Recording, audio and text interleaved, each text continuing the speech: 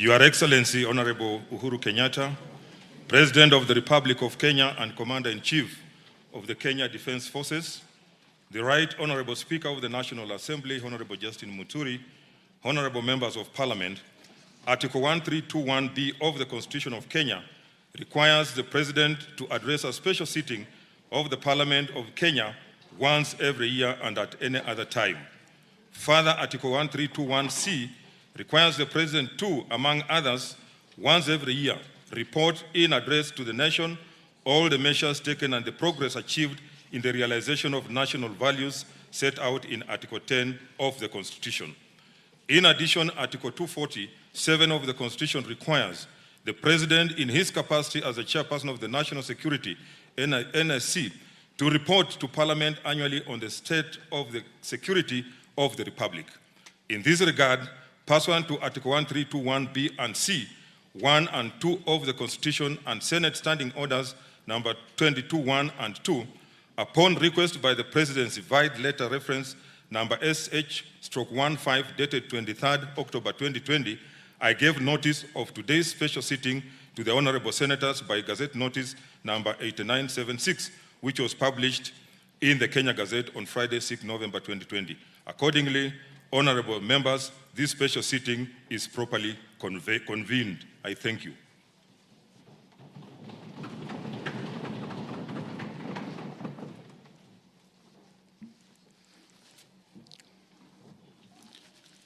Your Excellency, the Honorable Uhuru Kenyatta, CGH, President of the Republic of Kenya and Commander-in-Chief of Kenya Defense Forces, the Right Honorable Speaker of the Senate, Ken Saka, Honorable Members of Parliament, Article 132, Clause 1, Paragraph B of the Constitution of Kenya requires the President to address a special sitting of Parliament once every year and at any other time.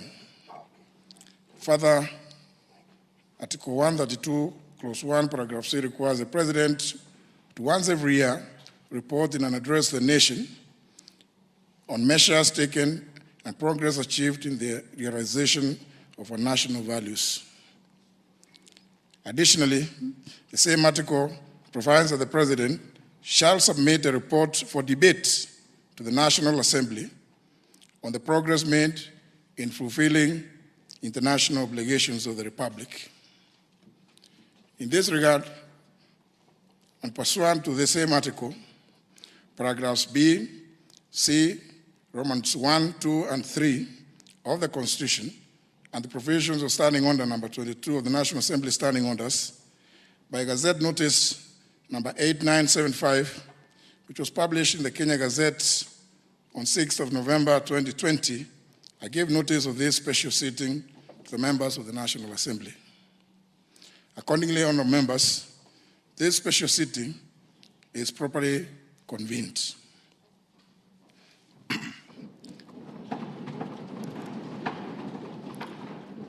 Your Excellency, allow me, in the usual parliamentary practice, to recognize some key invited guests with us here today. Seated at the Speaker's row, I wish to recognize the Honorable Deputy President of the Republic of Kenya, His Excellency Dr. William Ruto, the former Prime Minister of the Republic of Kenya and the African Union's High Representative for Infrastructure Development in Africa, the Right Honorable Raila Amolo Odinga, and the former Vice Presidents of the Republic of Kenya, the Honorable Stephen Kalonzo Musyoka and the Honorable Musalia Mudavadi. May I also accord special recognition to the following other distinguished guests seated at the Speaker's gallery, being the Honorable Wycliffe Oparanya, EGH, the Governor of Kakamega County, and also the Chairperson of the Council of Governors, and the Honorable Mike Sonko, the Governor of Nairobi. They are all welcome to Parliament today. Your Excellency, I take notes and I'm grateful for your acceptance to preside over the launch of the Kiswahili version of the National Assembly Standing Orders after today's address. This is going to be the second major milestone towards the use of Kiswahili in parliamentary proceedings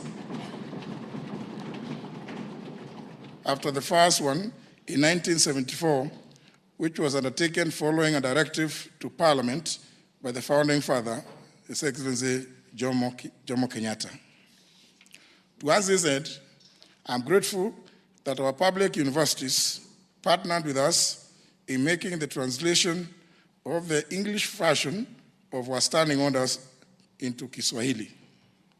Of particular mention in this regard, Your Excellency, is the University of Nairobi, represented here today by the Vice Chancellor, Professor Stephen Kitahi Kiama,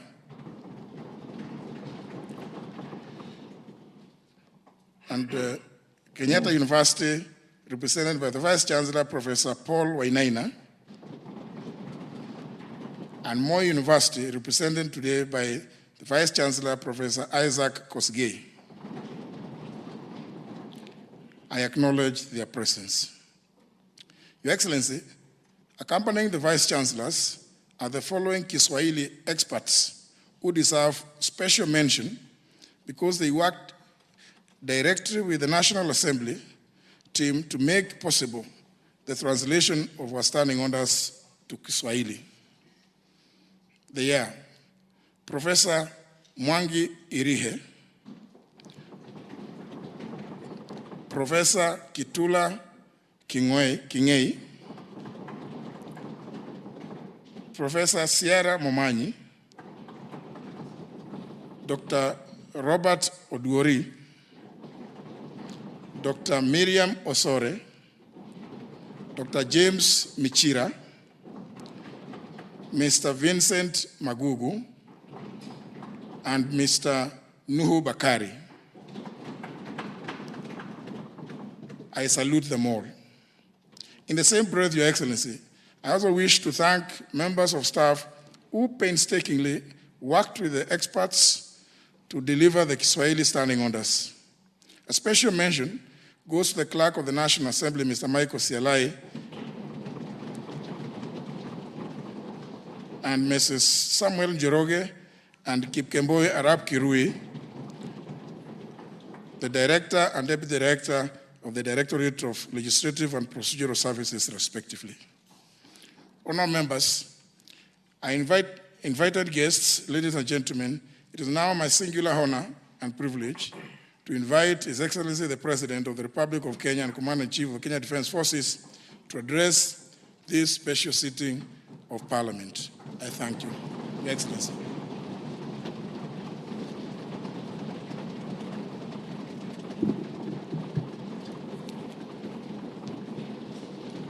Asanteni sana.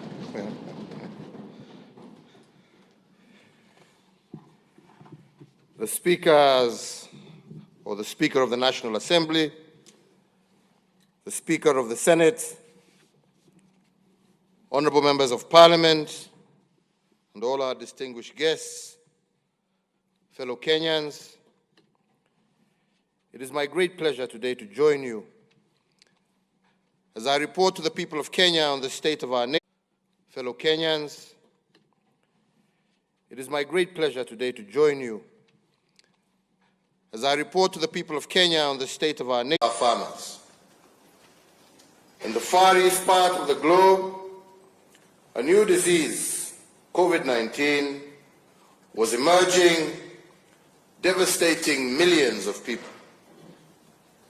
The World Health Organization declared the COVID-19 outbreak a public health emergency of international concern on the 30th of January 2020, and further went on to declare it a pandemic on the 11th of March 2020. The COVID-19 pandemic has led to an unprecedented loss of life, global economic slowdown, the postponement of major cultural, religious, political, and sporting events, including the 2020 Olympic Games. It also led to the shutting down of borders and airspaces, the closure of institutions of learning, disruption of production and supply chains, a massive strain on health systems in every nation on earth, and tremendous pressure on individuals, families, communities, and entire nations.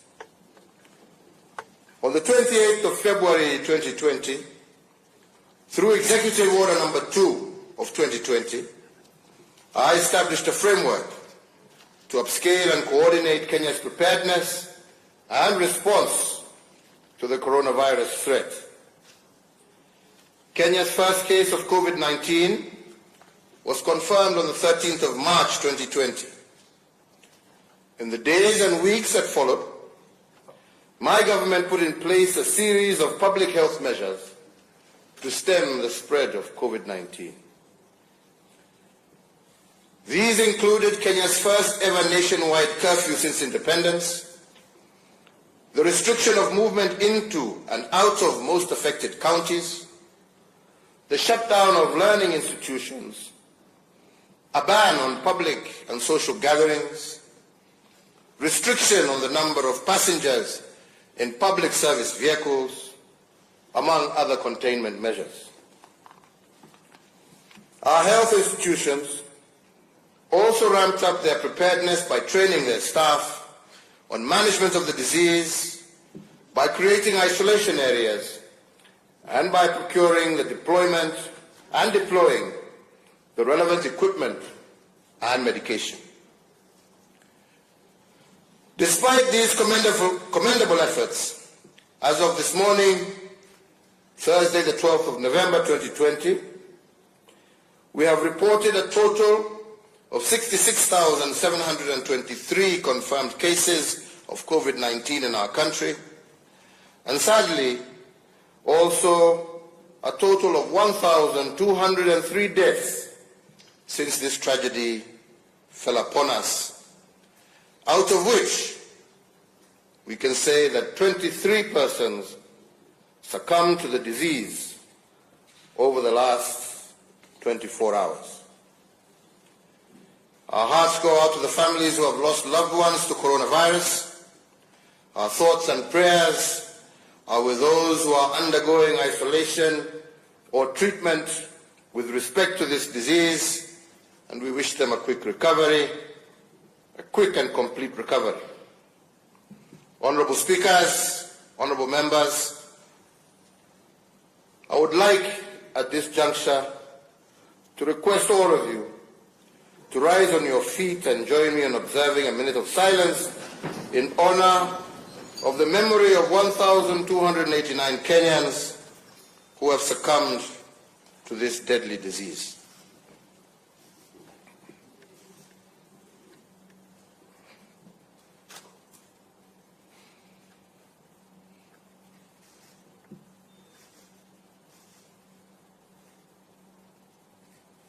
I thank you. Honorable Speakers, it is my plea to this House and to all Kenyans that we must not succumb to COVID fatigue. We must not backtrack from our vigilant fight against this pandemic. And on our part, as leaders, our stamina for discipline must not diminish. If the people fall short of giving their best at this time, we, the leaders, have no option but to give our all. As I said recently, we must know the way, go the way, but also show the way. Mr. Speaker, we also once again honor and commend all our frontline health workers across the country, and we shall forever be grateful for their service under tremendous strain and challenging conditions. We also recognize and honor all other first responders, frontline staff, and essential workers who have selflessly gone above and beyond the call of duty and ensured that the Kenya flame continued to burn bright. The COVID-19 pandemic began against the backdrop of a steady economic growth rate of 5.4% in 2019.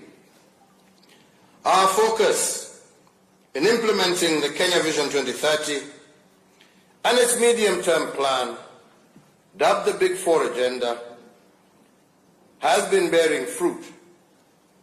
As a result, most of the major economic sectors evidenced impressive growth last year, including manufacturing, agriculture, tourism, and financial services. However, when it became apparent that the COVID-19 pandemic threatened to erode the significant economic gains we had made in 2019 and preceding years, on the 25th of March 2020, I did announce state interventions to cushion Kenyans against adverse economic effects of COVID-19 pandemic that warranted the national exchequer to forego taxes amounting to Kenya shillings 176 billion. These tax measures included the temporary suspension of the listing with the credit reference bureaus of any person, micro, small and medium enterprise, and corporate entities whose loan accounts had fallen overdue or was in arrears. 2, the immediate reduction of VAT from 16% to 14%. 3, 100% tax relief for all persons earning up to Kenya shillings 24,000. 4, reduction of pay as you earn from 30% to 25%. 5, reduction of corporation tax from 30% to 25%. Indeed, number 6, we did also instruct that all ministries were to pay approximately Kenya shillings 13 billion of verified pending bills so as to improve liquidity in the economy and ensure that businesses remained afloat by enhancing their cash flows, with the private sector also being encouraged to clear all outstanding payments owed within themselves. The Kenya Revenue Authority was directed to expedite the payment of all verified VAT refunds claims amounting to Kenya shillings 10 billion within 3 weeks, or in the alternative, allow the offsetting of withholding VAT in order to improve cash flows for businesses. Number 8, that Kenya shillings 6 billion from the Universal Health Coverage Kitty was to be immediately appropriated strictly towards supporting counties and the recruitment of additional health workers to support in the management of the spread of COVID-19.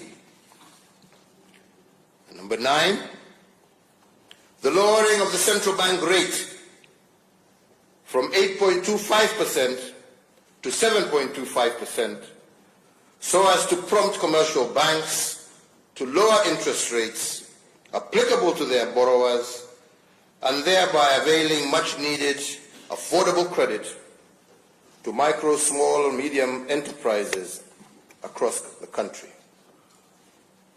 Number 10, the lowering of the cash reserve ratio from 5.25% to 4.25% so as to provide additional liquidity of Kenya shillings 35 billion to commercial banks in order to directly support borrowers that were distressed as a result of the economic effects of the COVID-19 pandemic.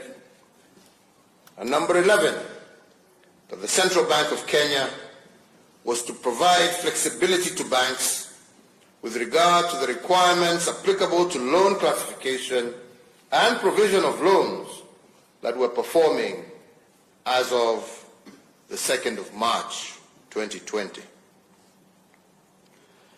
In addition, my administration, with the support of Parliament, further initiated an 8-point economic stimulus program amounting to some 56.6 billion Kenya shillings.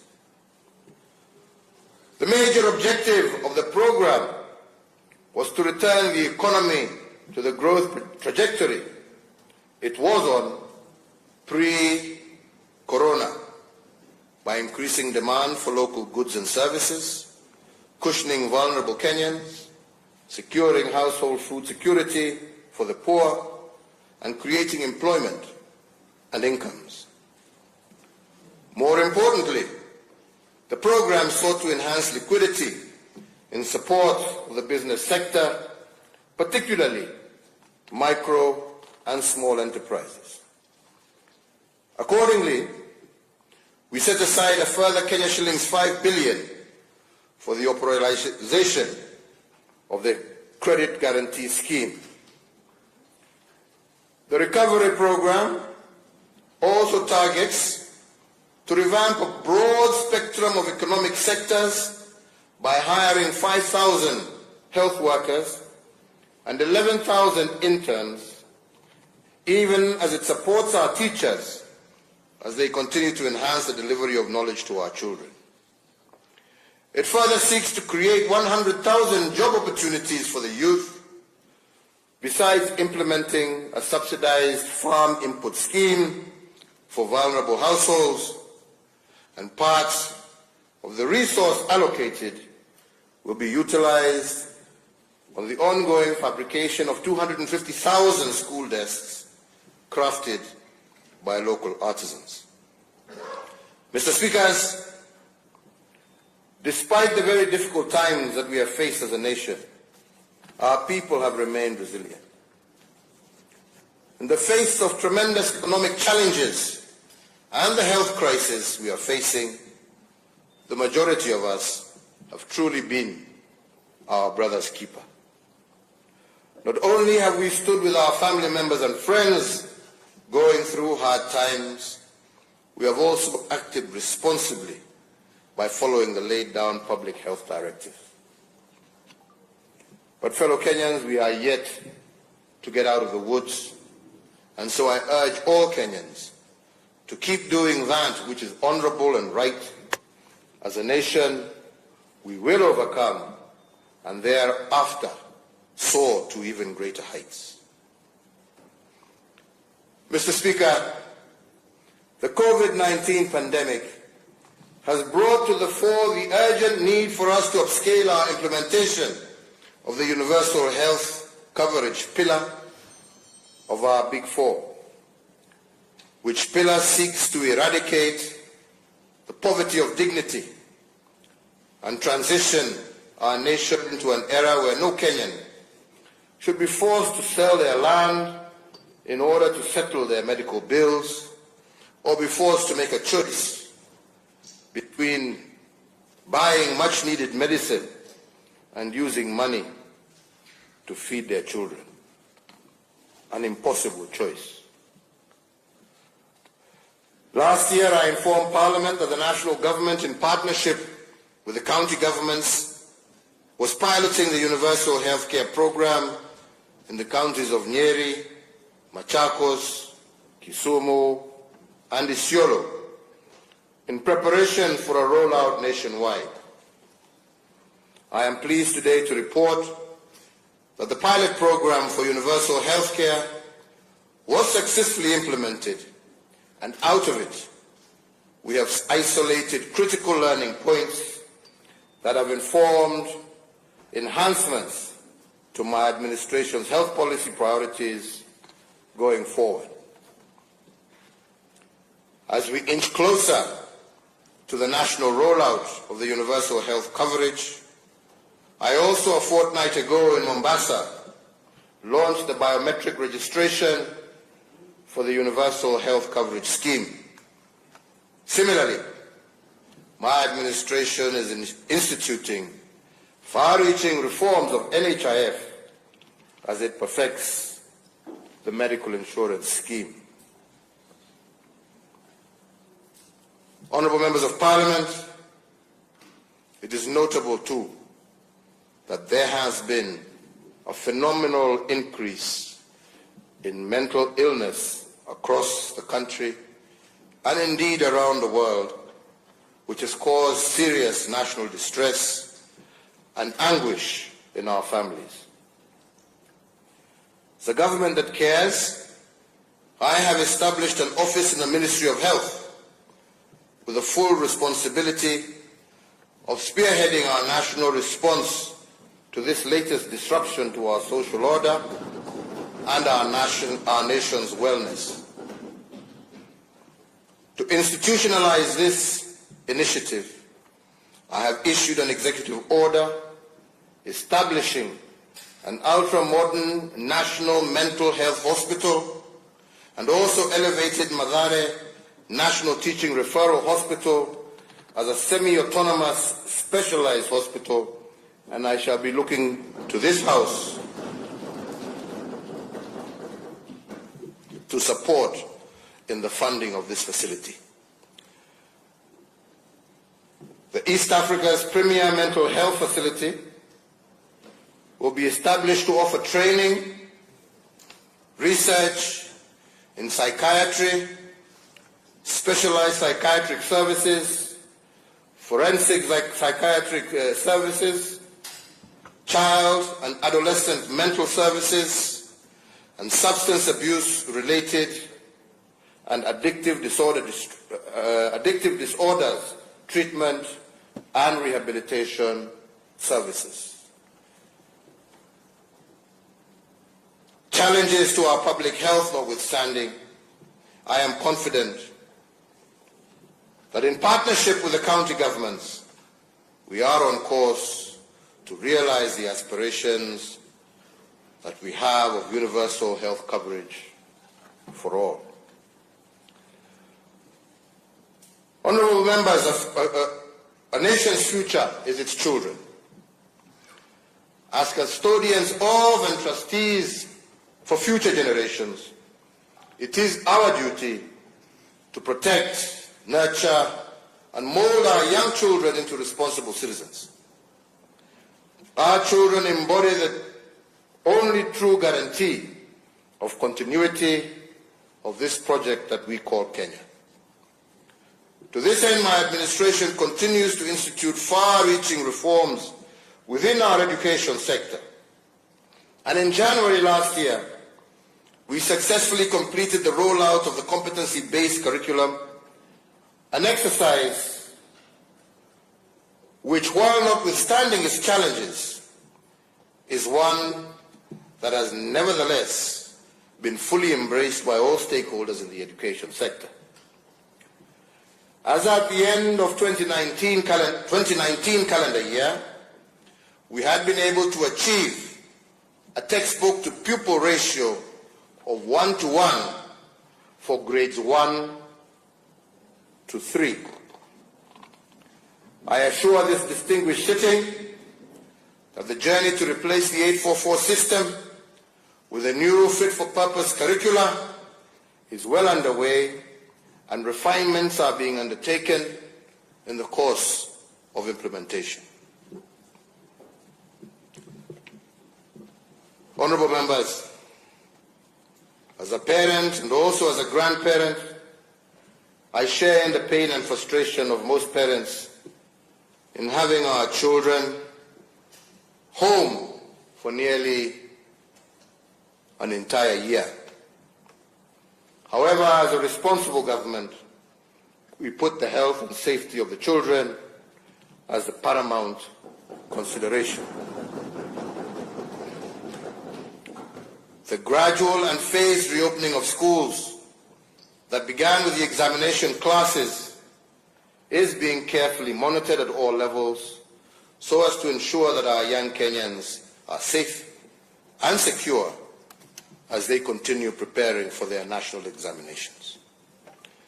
The Ministry of Education will, within 14 days of the date hereof, announce the 2021 academic calendar, with all other classes expected to resume learning in January of 2021. Still on the subject of our basic education, I made a commitment to the nation during my last State of the Nation address that no child should be left behind, meaning that no child be denied their right to access education. I am pleased to report to this House that for the second year we have been able to achieve a transition rate of 100% from primary to secondary schools.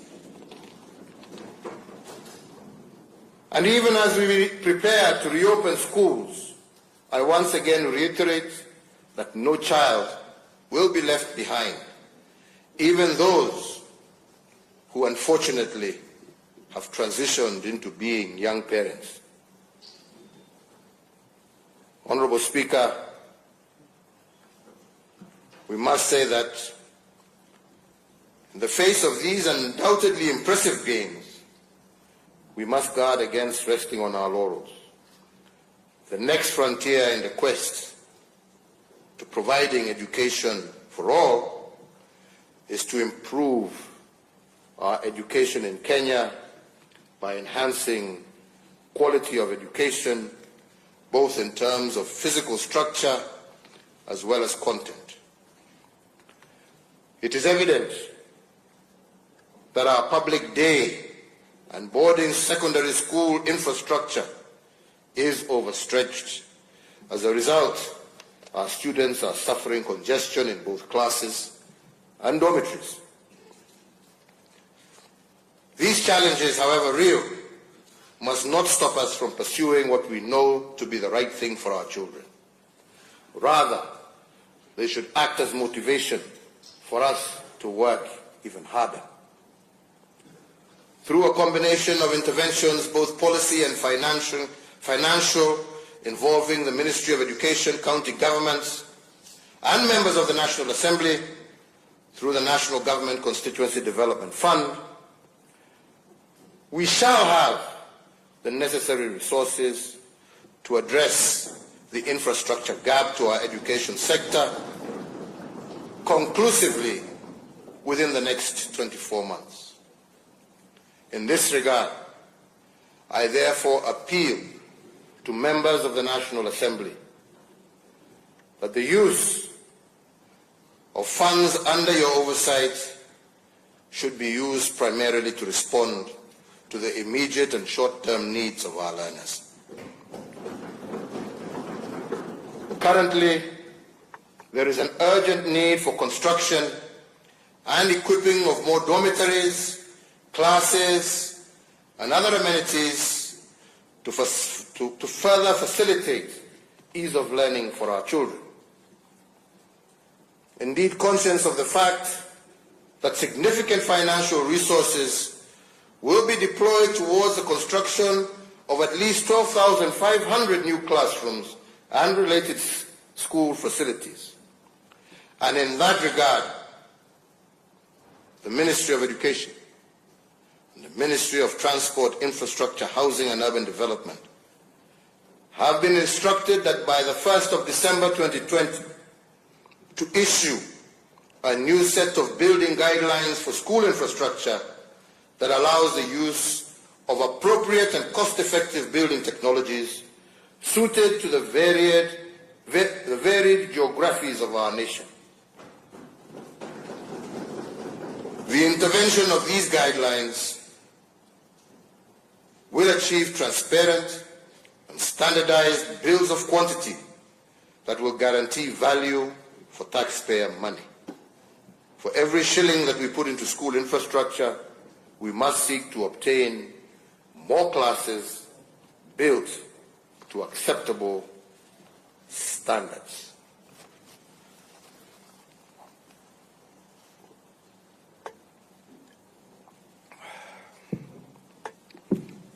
Fellow Kenyans, honorable members, Mr. Speakers, On the state of our economic development, at Article 132, read with Article 10 of our Constitution, I am required to report to Parliament on a wide array of economic, social, and relational achievements.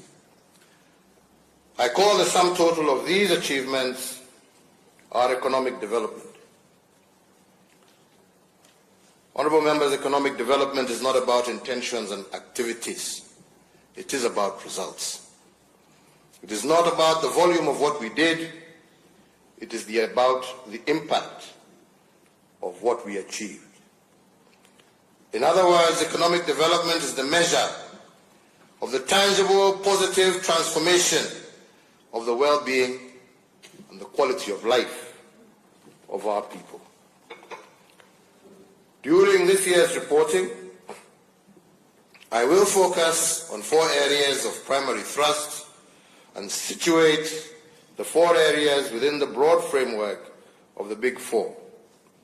And I must mention at the onset that the Big Four is not a project, as many think of it. The Big Four is an economic development strategy or framework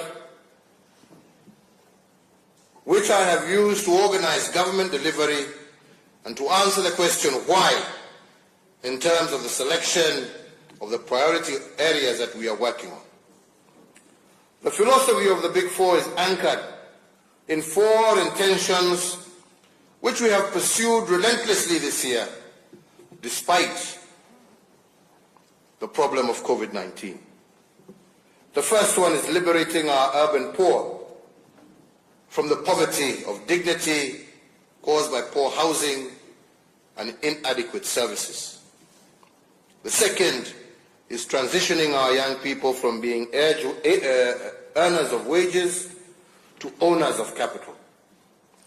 And the third is building a holistic base of human capital that is food secure and health assured.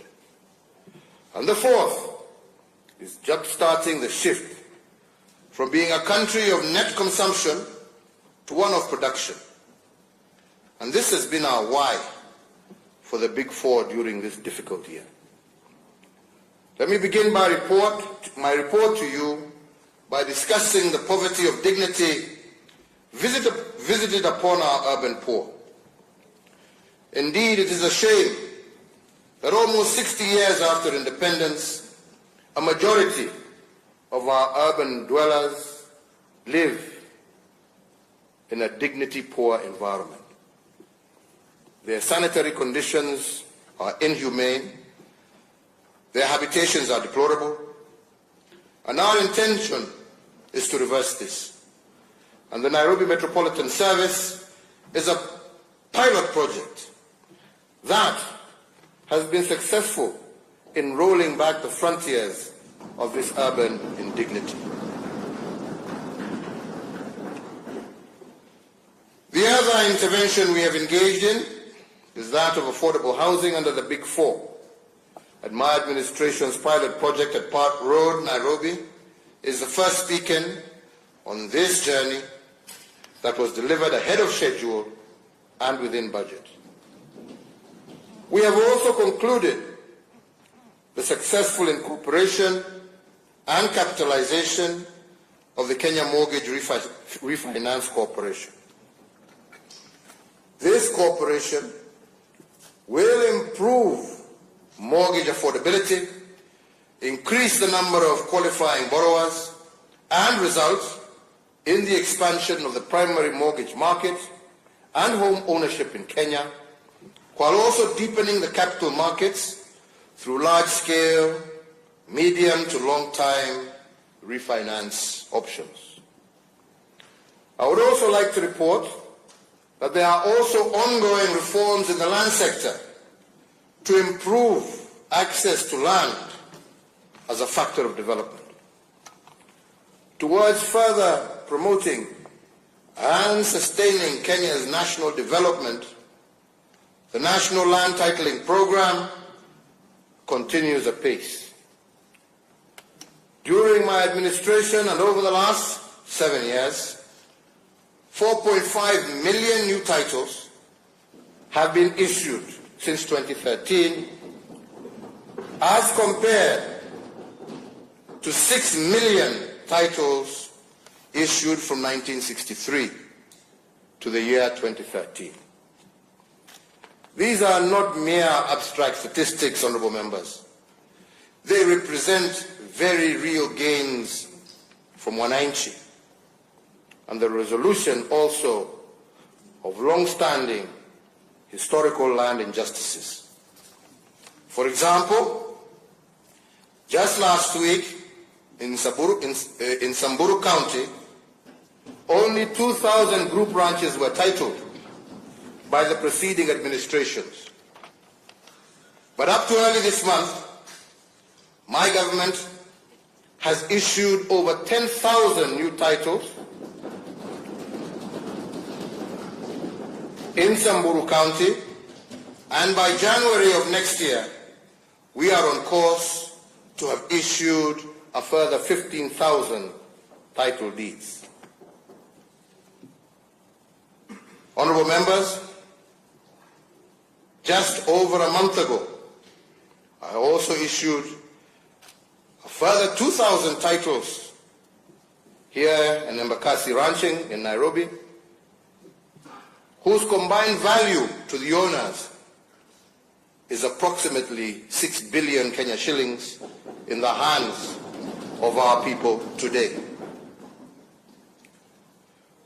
So, honorable members, to restore fully the sanctity of title, we are also digitizing all the land records across the Republic.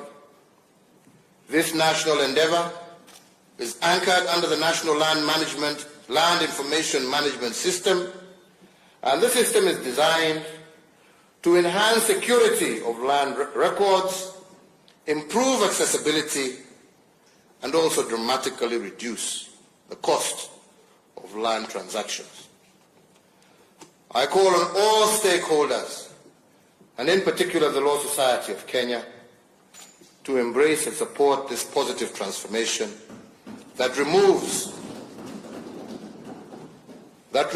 land information management in Kenya from its current 19th century system and standards to those that are more appropriate to the 21st century.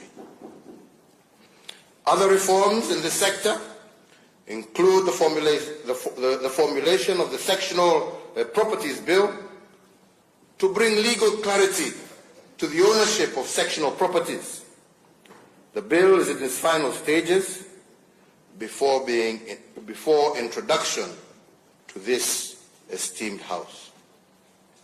My prayer to you, honorable members, is that we may pass this bill that will allow millions of Kenyans access mortgage and credit for their apartments and smaller dwellings, and to create greater equity for all our people. Honorable members, let me underscore that eradicating the poverty of dignity is not just about securing tenure and dignified habitations. The poverty of youth dignity is also one of the areas that we have focused on. Youth pessimism and fatalism can also be turned to patriotism. If youth are liberated from the poverty of dignity, we have worked hard to give youth self-esteem and a sense of purpose.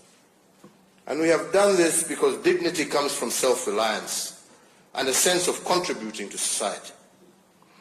If the youth are given a sense of national importance, they will own the country and guard it jealously as active shareholders. Initiatives such as contracting youth artisans as suppliers to the Big Four projects is a visible example of this approach.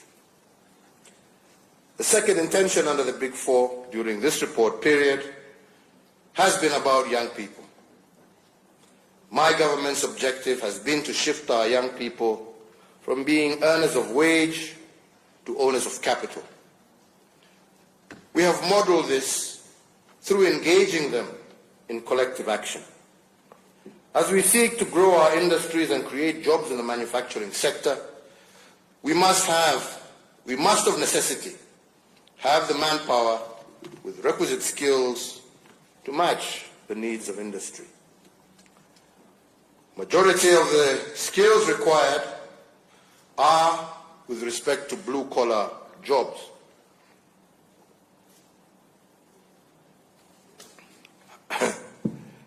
To blue-collar jobs that need young men and women who understand the basics of the digital economy and who have the capacity to deploy both knowledge and ingenuity as they seek to solve practical problems.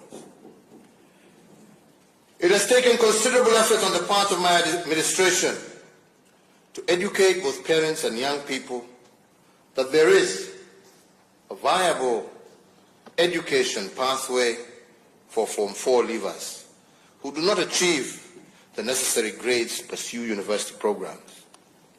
This pathway is anchored in the technical and vocational training program. Today I'm proud to report that we have so far enrolled 430,598 students in 182 technical and vocational training colleges across the country.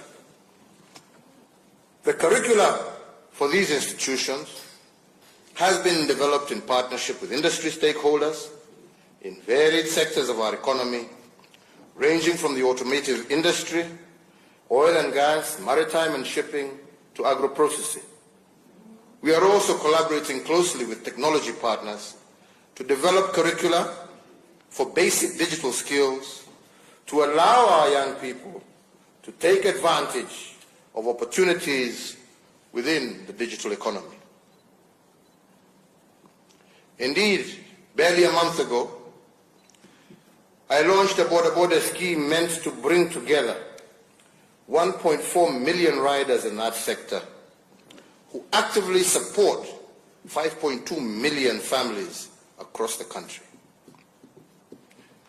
What I told them was that in aggregate, these riders make a total of Kenya shillings 357 billion every year, which is more than the total disbursements that we make to 47 counties through the National Exchequer, which presently stands at Kenya shillings 316 billion annually.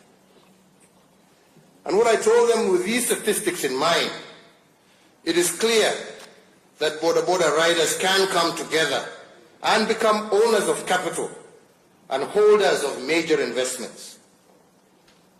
We are encouraging them to engage in saving schemes and to work together in order to create a capital base that will enable them to own petrol stations, border assembly factories, and other investments that can transform their lives.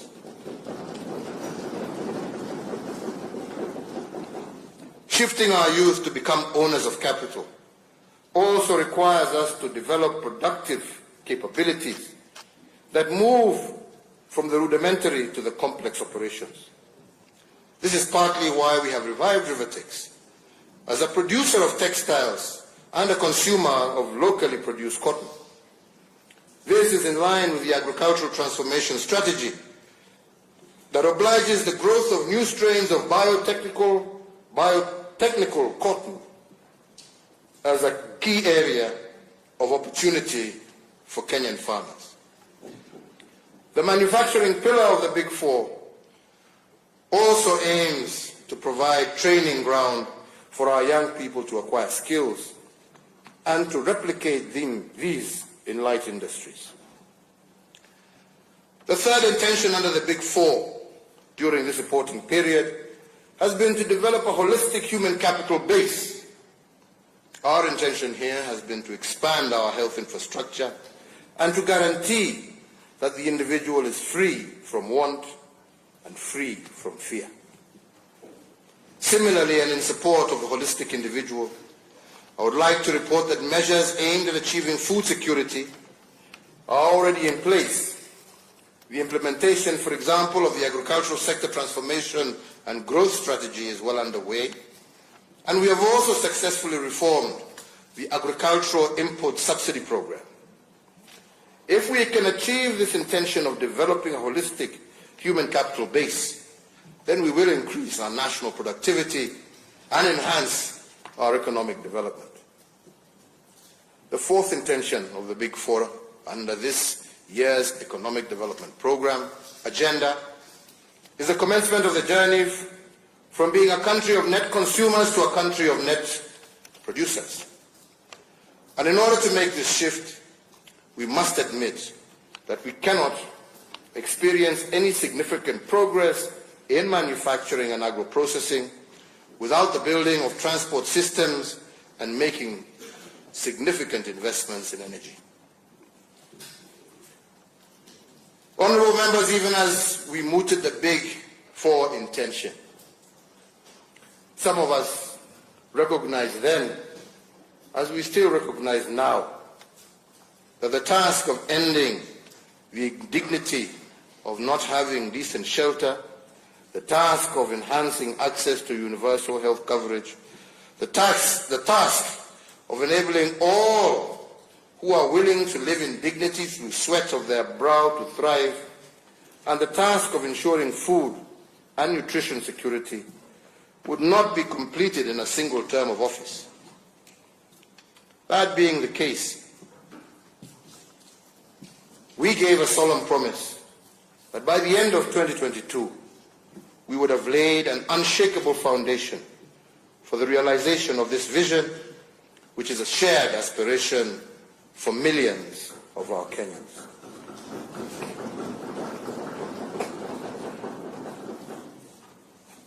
As an enabler to the Big Four agenda, my government will continue to roll out seminal programs in response to the needs of businesses, both large and small. We are continuously enhancing the ease of doing business and creating an enabling environment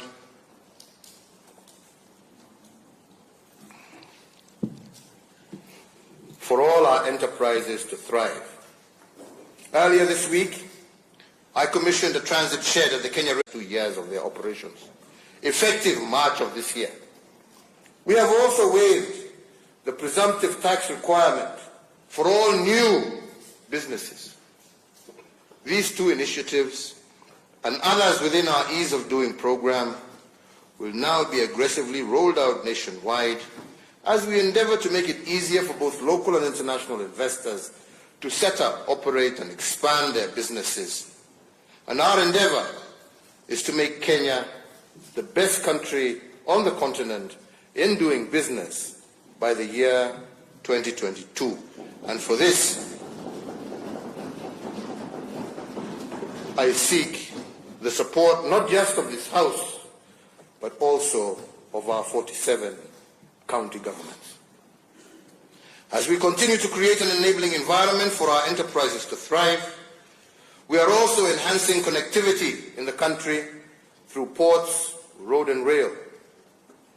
In respect to key national trunk roads, the construction of the Nairobi Expressway project continues apace, and just last month, I witnessed the signing of Africa's largest public-private partnership funded project, the Nairobi-Mau Summit Expressway. These are milestones which will have significant impact on the economy by decongesting Nairobi's gateways on the part of the expressway project and by opening up the economies of increasing connectivity in Western, Rift Valley and Central Kenya on the part of the Nairobi-Mau Summit project. Honourable members, with regards to ports and bridges, the Lamu Port Berth 1 is now complete, and the focus has shifted to bringing it into full operation for transshipment cargo.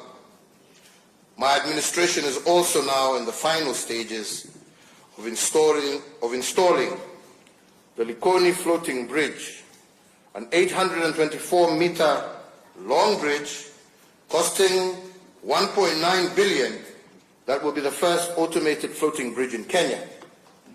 The Likoni Floating Bridge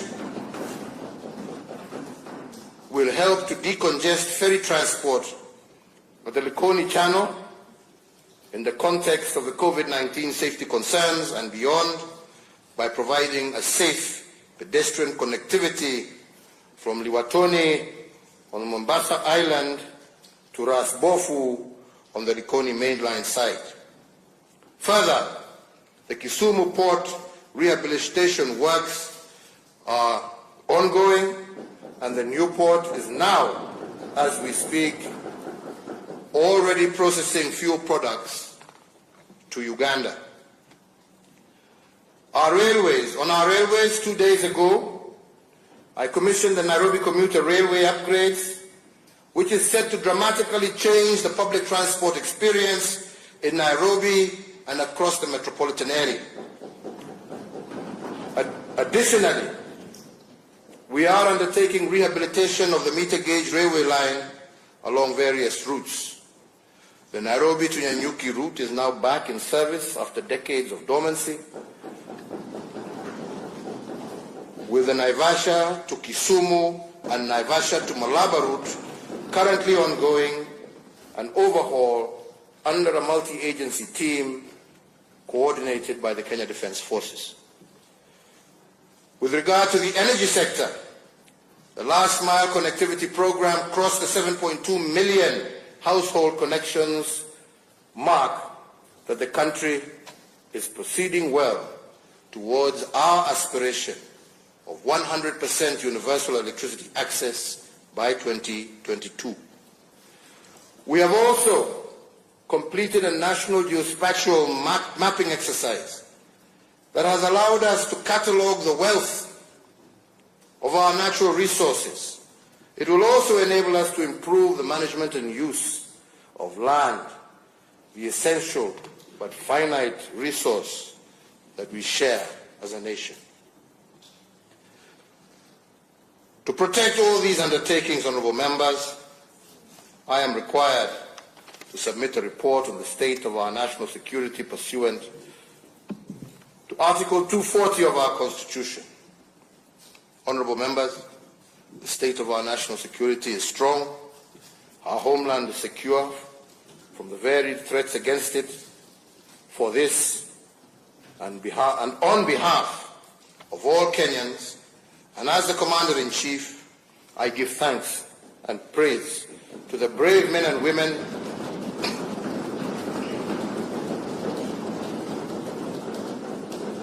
of our security services. They have continued to rout out terrorists, arrested and prosecuted many. Their plots are detected and disrupted before they can cause serious harm to more innocent Kenyans. The war against crime is a pace driven by the National Police Service that continues to undertake technological, human. Many neighboring countries today need a handshake. They need a politics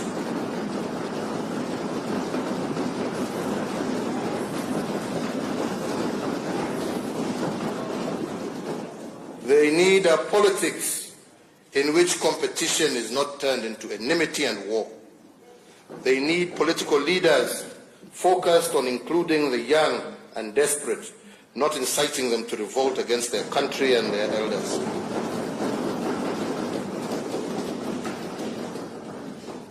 We have learned as Kenyans that elections alone cannot bring peace and unity to a divided people.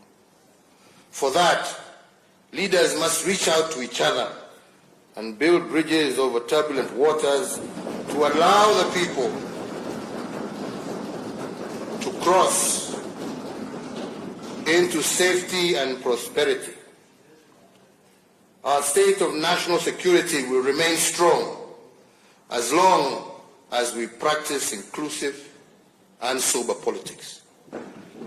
I ask the members of this House, all leaders, and all Kenyans to deeply ponder their role in promoting the politics that assures our security, deters our enemies, and is focused on serving the people. My administration is also implementing the following reforms in the security sector. the expansion of the National Police Service Control and Command Center for Surveillance and Communication, the successful launch of the Digital Occurrence Book Pilot Project, and in addition, I recently and very proudly unveiled the National Security Innovations exhibition at the Kenya Wildlife Service Law Enforcement Academy in Manyani in Taita Taveta County. This was a youth-driven, innovative project aimed at leveraging on technologies to address problems facing citizens, from cybersecurity, crime, revenue collection, gateways, social media communication, to geospatial mapping and resource consolidation, and even the manufacture of small arms. My government recognizes the important role played by ICT and innovation in overall national development.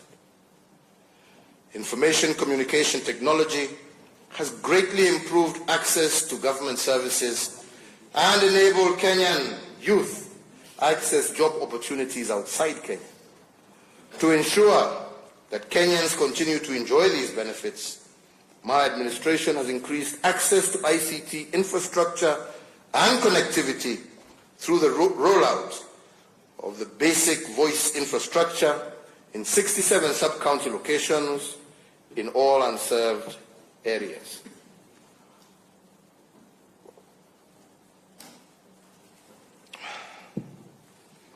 To improve access to information and e-government services, my administration has also established 135 constituency innovation hubs across the country.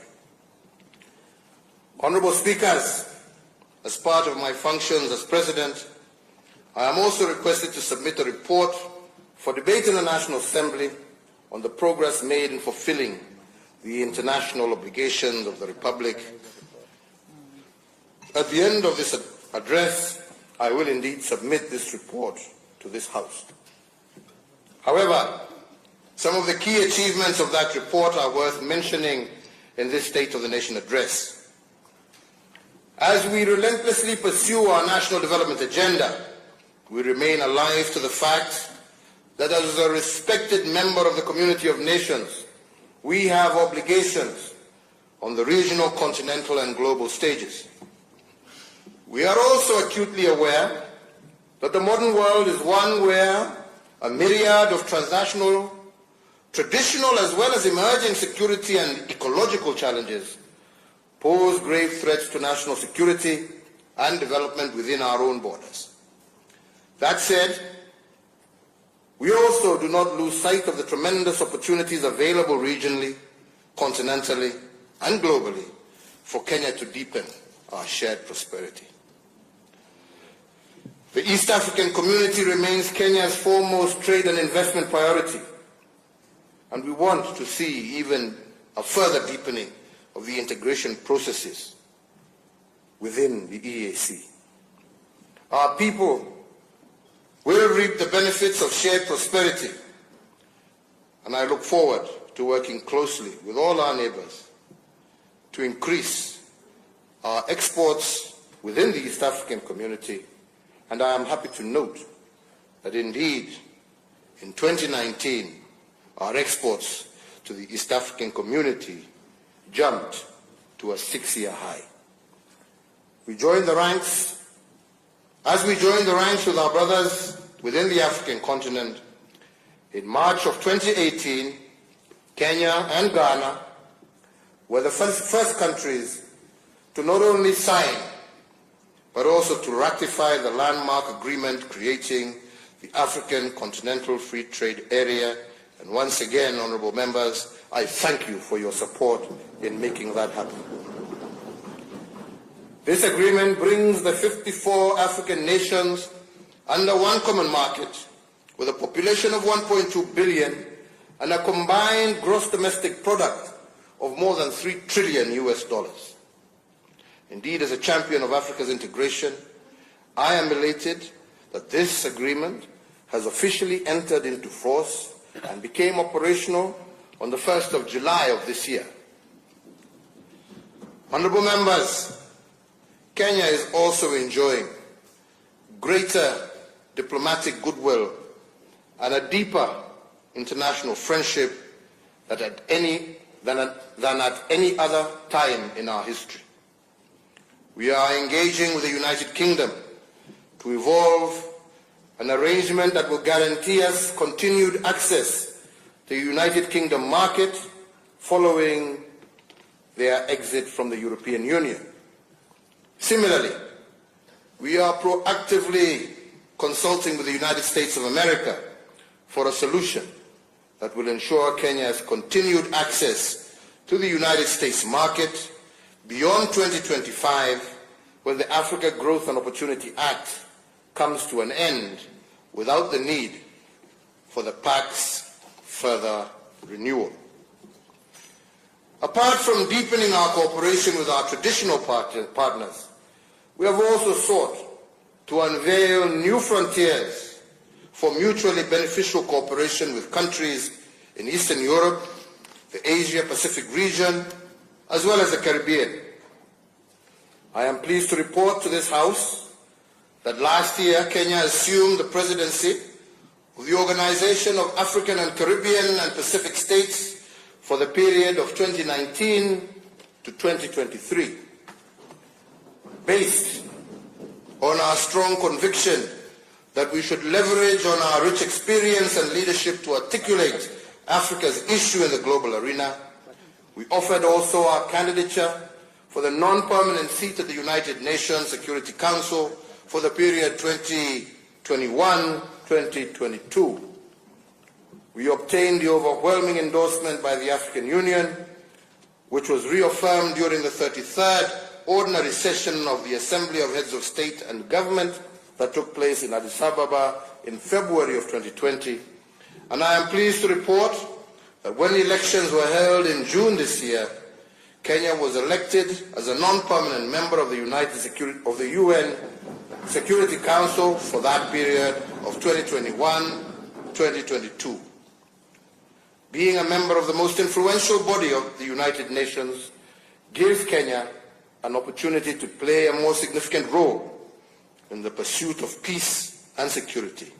And I wish to thank the African Union for its support, as well as the many friendly nations across the world who voted for us, for this is indeed a big win for Kenya and Africa.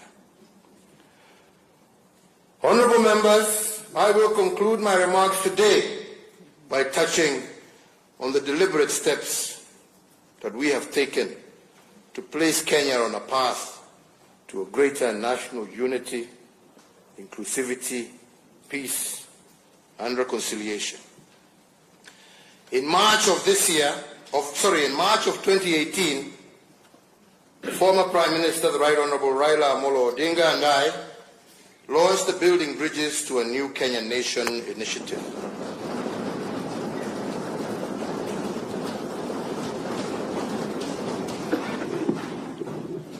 To support the same, in May of 2018, we established the Building Bridges to Unity Advisory Task Force. And this task force has now completed its work and submitted its report, a report which has elicited great public debate.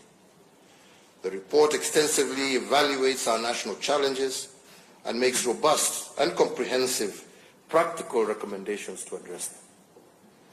Indeed, as we progress to the next phase of this, I urge all Kenyans to constructively consider the recommendations therein.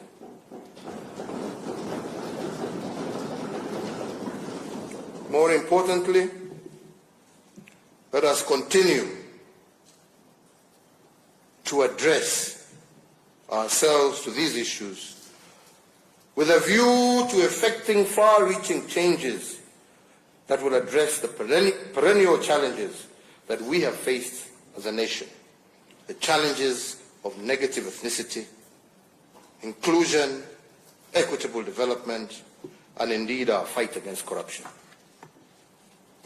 Honorable speakers, honorable members, fellow Kenyans, like Moses in the Bible, who who sat at the top of Mount Nebo and saw the future that the people of Israel were about to cross into the promised land. I too have seen our future. This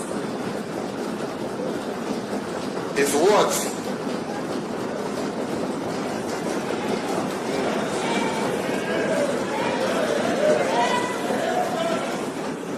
This, fellow Kenyans, is what our future looks like. A Kenya where no one will ascend to a high public office on account of their tribe. A Kenya where no capable person will wallow in poverty because of poor governance. A Kenya where our potential as a people will be exploited for the greatness of our nation. A Kenya where we will all share equitably in this prosperity and will wallow in poverty because of poor governance. A Kenya where our potential as a people will be exploited for the greatness of our nation. A Kenya where we will all share equitably in this prosperity of our nation. I believe our future is bright